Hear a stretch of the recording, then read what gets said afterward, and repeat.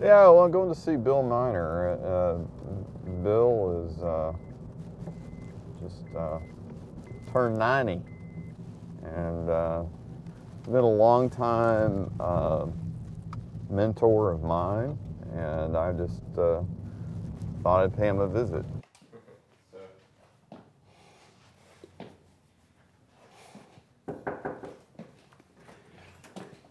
Hey, Bill. Great to see you. How you been? Oh, pretty good. That's a neat. You like that? Tweed. I wore this for you. You know, tweed, I dressed tweed. up for you. I just want you to know that. Well, You like that tie? Well, I don't think I would have selected that, but. Well, of course not. I grew up very poor. I mean, I grew up in the Great Depression. Yeah, yeah.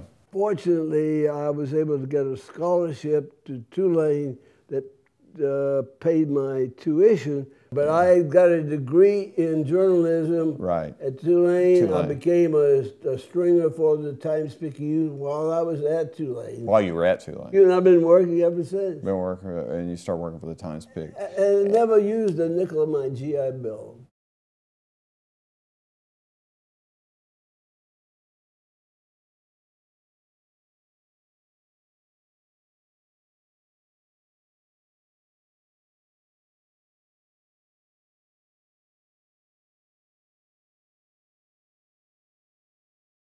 I first began looking at civil rights cases in 1989. I saw the movie Mississippi Burning with Bill Miner and a couple of FBI agents who investigated the case.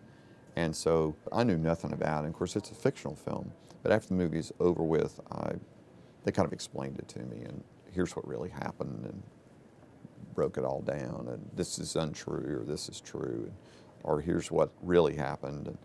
And so they went through the whole movie and dissected it probably for about 45 minutes or something like that, which was helpful to me because I knew nothing.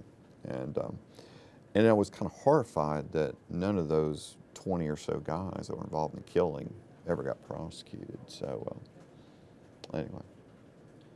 So that was the beginning of my journey, I guess you could say.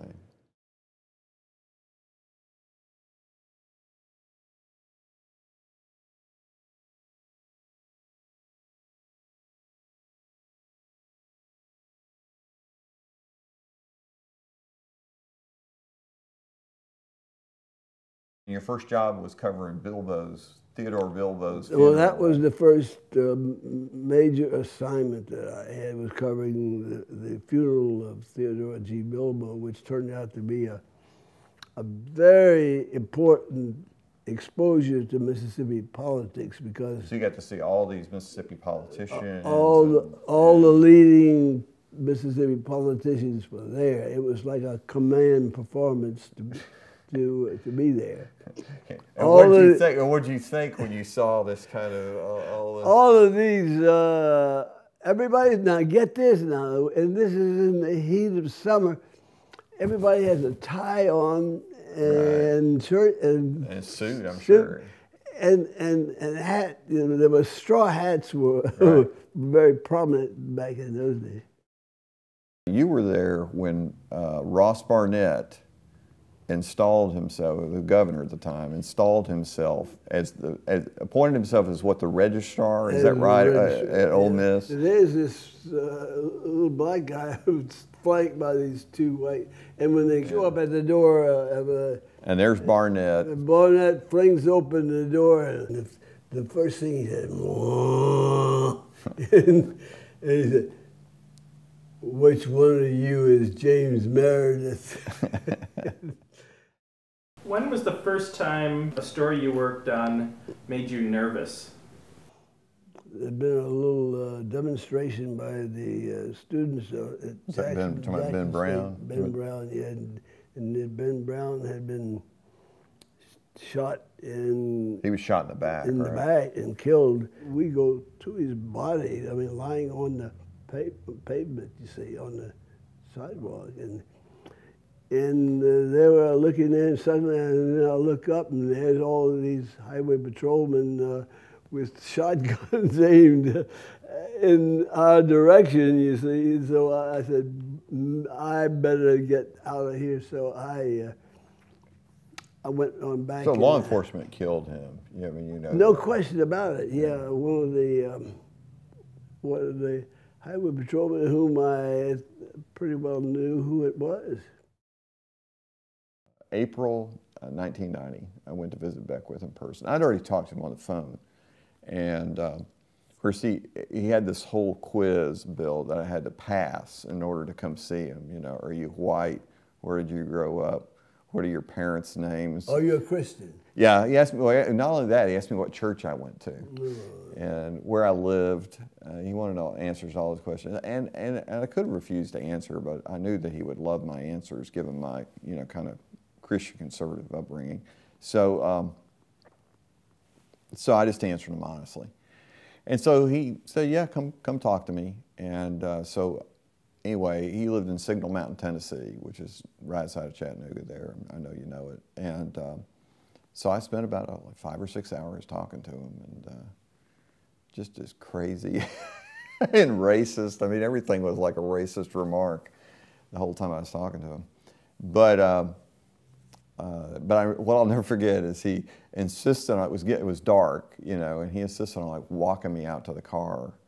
And I'm like, you know, really, that's okay. You know, I could find my way. But he walks me out anyway and gets me out to the car and says, if you write positive things about white Caucasian Christians, God will bless you. If you write negative things about white Caucasian Christians, God will punish you. If God does not punish you directly, several individuals will do it for him. I had this little hell-raising newspaper, the Capital Reporter, and where I could really speak out. And we went after the Ku Klux Klan, for example. I mean, and that's when things began to really unfold. And late one night, not long after I had left the office, this Nazi army rifle fired shots into the front of the building, right in the... Wow. And the reason why I knew it was because of the shell casings that were picked up. What I'm thankful for is that he is here and doing the work he's doing. I mean, he's inherited whatever mantle I've passed down of trying to change the state and from within. You know, Bill's very much a mentor of mine. I mean, we got to know each other in the late 80s, and it seems like I was always calling Bill, well, Bill, what about this? And you were the one that told me about Ross Barnett shaking hands with Byron D. Beckwith during that trial. And so I remember reporting that, and you were telling me about that. And so those are, I mean, there's so many things that I've turned to Bill over the years for things that he covered, the information. In addition to that, he's been a great example of a reporter who has stuck to the story. And here we are, you just celebrated your 90th birthday. Congratulations again.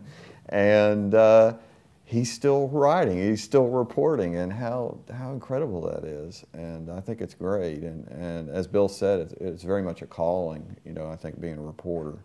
And he reminds me so much of why what we do is important. It's not just a job, it's what we do is important.